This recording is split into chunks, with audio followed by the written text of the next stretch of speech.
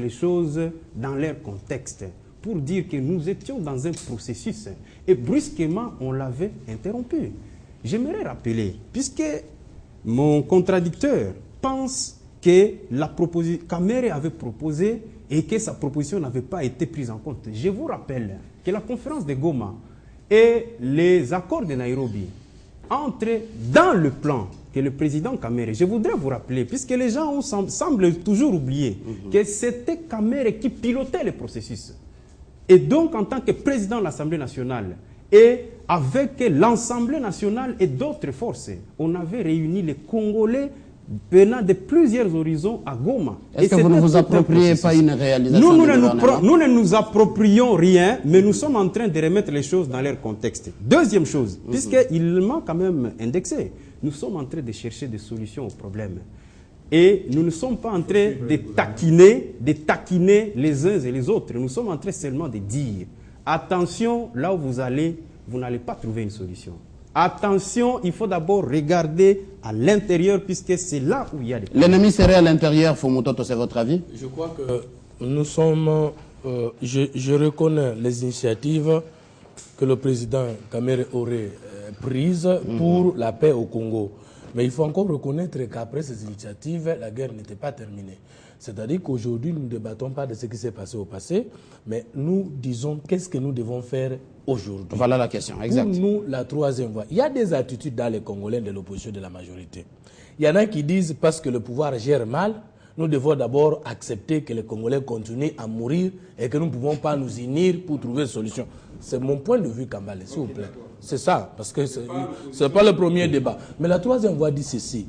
Qu'il s'agisse du pouvoir qui gère mal, c'est le pouvoir congolais. Maintenant qu'il y a des Congolais qui meurent, nous devons taire tout ce qu'il y a comme divergence d'opinion entre nous. Et si nous pouvons accepter des nuances, nous voulons des nuances qui convergent dans le sens d'arrêter d'abord la mort des Congolais, d'enlever d'abord l'humiliation de notre nation par le Rwanda et alliés.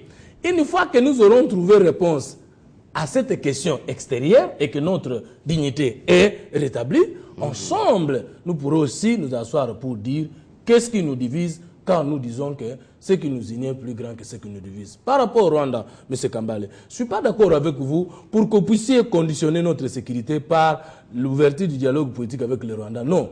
Nous pensons ceci, qu'il n'y a pas lieu de parler de la réforme de l'armée, comme si dans le passé nous avions un paradis de sécurité et autour duquel il faut rentrer aujourd'hui. Non. Que ce soit avec Mobutu, Mobutu n'avait pas une armée au rendez-vous. Prenez la guerre de Kolwezi, les défaites que Mobutu a connues. Il a emprunté les Marocains, les Tchadiens, les Français.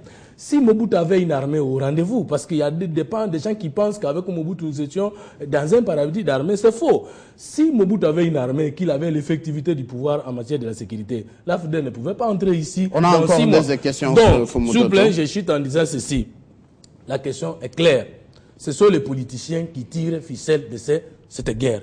Nous, les politiciens, nous devons savoir que nous ne dirigeons pas les animaux, nous dirigeons les politiciens congolais. Les politiciens congolais d'abord, parce que l'étranger ne peut pas entrer de chez toi, te détruire s'il n'y a pas de marionnettes chez toi-même. Merci. Donc, alors. il faut que nous prenions conscience et que nous puissions arrêter d'abord ça. C'est-à-dire que le gouvernement implique tout Congolais conscient pour que d'abord que nous puissions d'abord trouver une solution à cette guerre. Une fois que nous avons la solution, nous allons continuer nos querelles, opposition-pouvoir.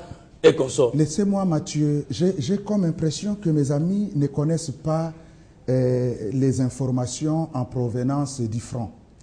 Je vais essayer d'apaiser les uns et les autres, et je suis très fier de le dire, que les forces armées de la République démocratique du Congo se portent très bien au front.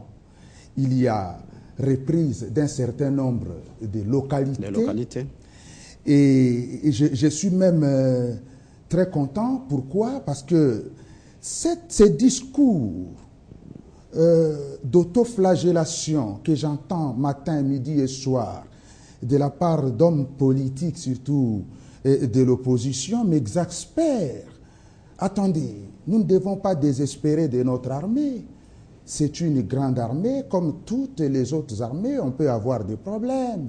Mais au moment où nous parlons, en ces moments même, nous devons jeter des fleurs aux garçons qui font un travail extraordinaire sur le terrain, sur les théâtres des opérations.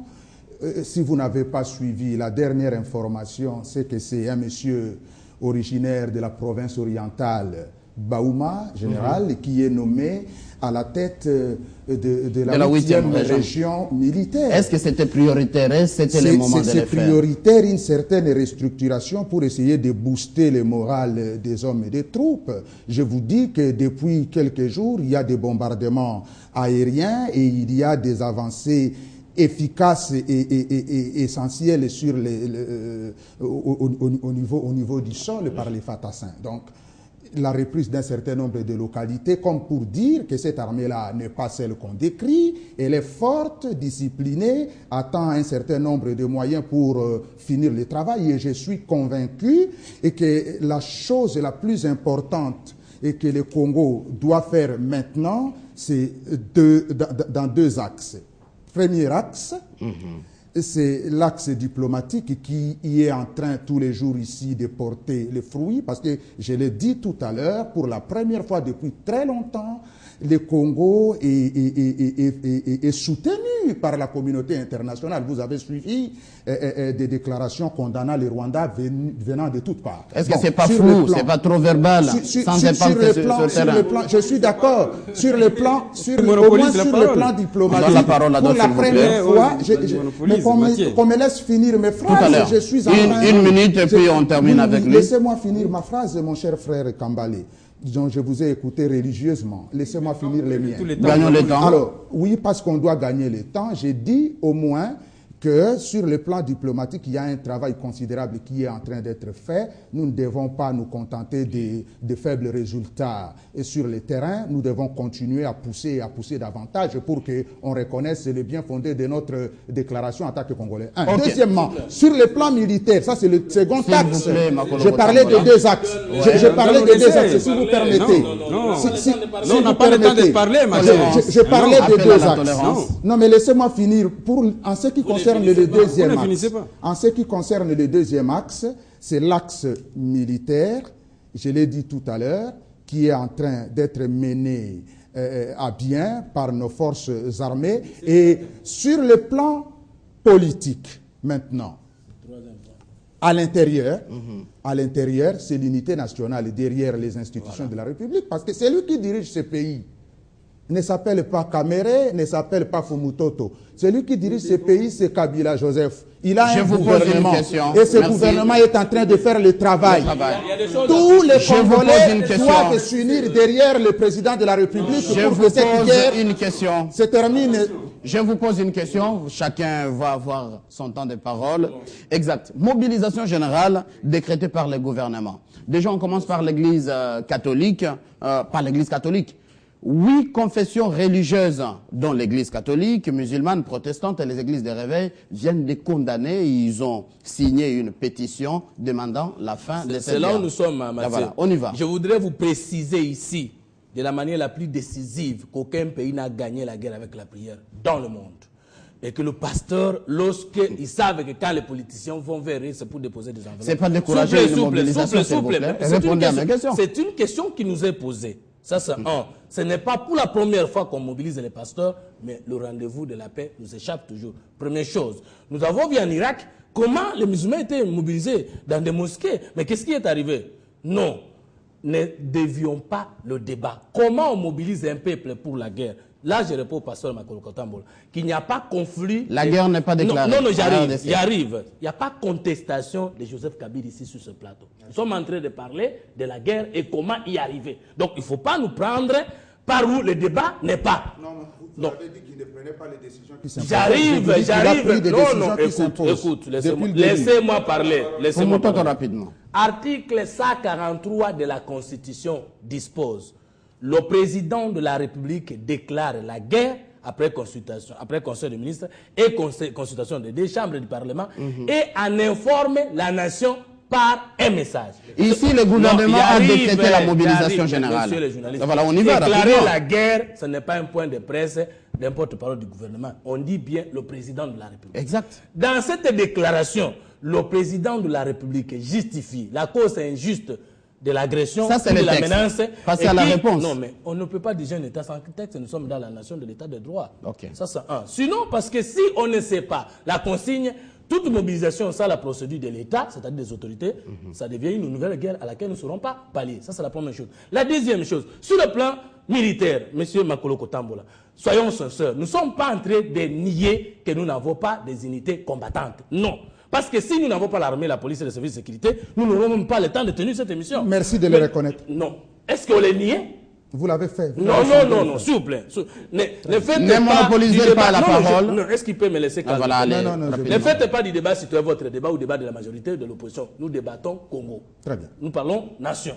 Alors, messieurs les journalistes, si nous disons aujourd'hui que nos unités combattantes sont très fortes, en train de reconquérir, mais nous devons reconnaître qu'elles ont été faibles parce que les localités ont été conquises par les rebelles. Et reconquises, ça veut dire qu'on a d'abord gagné ces localités, on est en train de recourir. Alors, s'ils étaient très forts, elles étaient très fortes, pourquoi ces localités sont tombées? Ne soyons pas distraits, nous nous sommes engagés pour la paix congolaise. Deuxièmement, Mobilisation générale. on ne peut Réponds pas à ma avoir une question, armée Foucault. forte, une police forte lorsqu'on ne revoit pas les lois sur l'armée, la police. Jusqu'à présent, ils ne sont pas encore modifiés. Sur le plan diplomatique, il n'y a pas encore des avancées significatives. Nous devons nous le dire. La MONUSCO ne veut pas nous dire la vérité.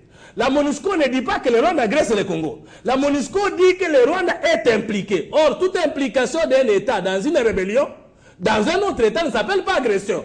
Il n'y a que le Conseil de sécurité des Nations Unies qui Ça, peut c'est bien qualifier dit. un acte d'agression et en proposer des sanctions parce que l'agression constitue l'atteinte à la paix collective. On ne nous dit pas que le Rwanda agresse le Congo. Même si on le disait. Mais le Rwanda nous avait agressé avec Mouzé.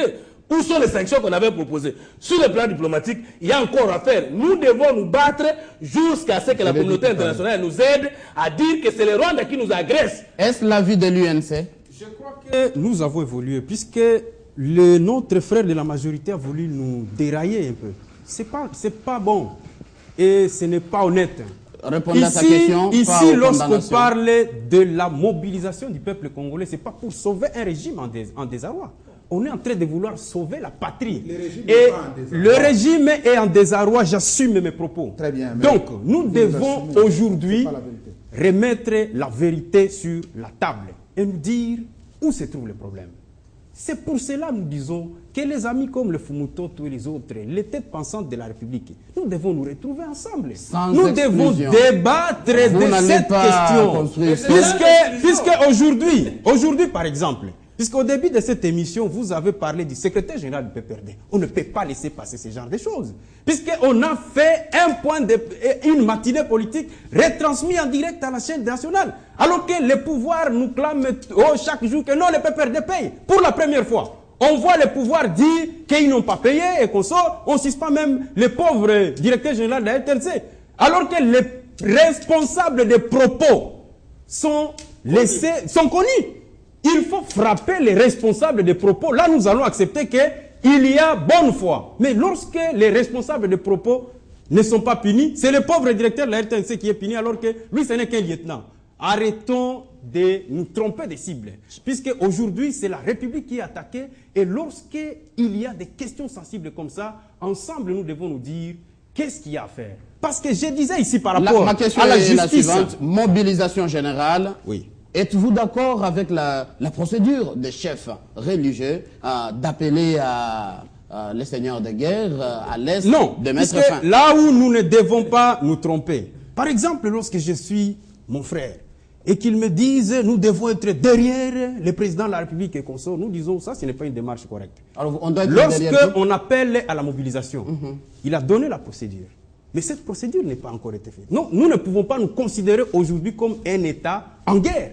Parce que la procédure pour déclarer la guerre n'a pas encore été enclenchée. Exact. Donc, aujourd'hui, nous devons nous voir en face et nous dire qu'est-ce que nous devons faire. Est-ce que nous devons aller en guerre ou bien nous devons aller à la table des négociations? C'est nous, classe politique, c'est nous, responsables politiques, qui devons nous dire quelle est la procédure ou quelle est la mesure que nous devons prendre par rapport à la situation. Puisque je voulais évoquer la question de la justice. On ne peut pas construire la paix sans punir les crimes. Le pouvoir a protégé des criminels pendant autant d'années. Bosco Ntaganda, dont aujourd'hui tout le monde parle, Le président de la République, quand dit il est là pour la paix, on lui a dit, Human Rights Watch, tout le monde lui a